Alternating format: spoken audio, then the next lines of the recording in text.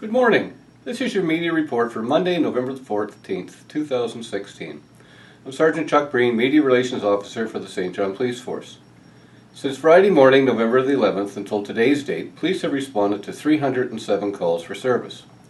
The St. John Police Force would like to hear from anyone that has any information concerning any of our calls or investigations. We can be reached at 506-648-3333 or at our email, police@stjohn.ca, or you can do it anonymously through the Provincial Crime Stoppers at 1-800-222-8477 or on their website at crimemb.ca. On Friday afternoon at 3:55 p.m., St. John Police responded to a call of a disturbance at the Tim Hortons on Waterloo Street.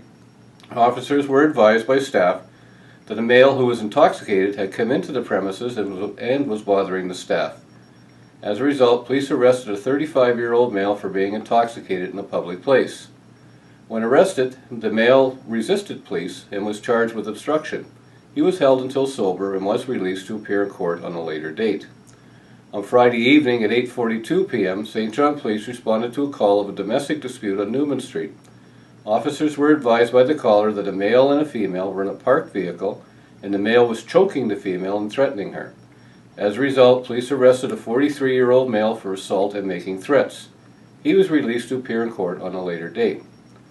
At 11:38 p.m., St. John Police responded to a 911 call on Elmo Street. When police arrived, they found the door open to the residence and located a female inside who had bruising and severe swelling to her face. Officers learned that she and her husband had been having an argument when she was assaulted by her husband. She received the injuries as a result of the assault.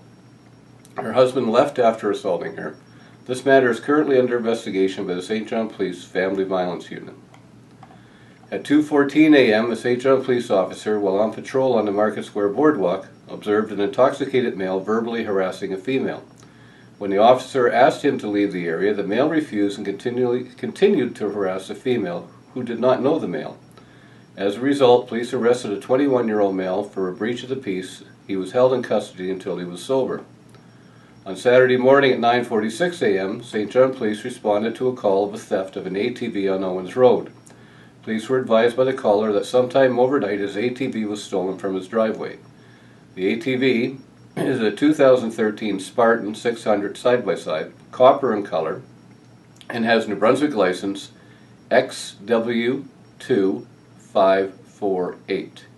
This matter is under investigation by the St. John Police Major Crime Unit. On Saturday afternoon at 3:40 p.m., St. John Police responded to a call of theft on Mecklenburg Street. Officers were advised by the caller that sometime overnight his motorcycle had been stolen. The bike is described as a 1992 Yamaha KE100, white in color. It has New Brunswick license YTK73. This matter is currently under investigation by the St. John Police Major Crime Unit.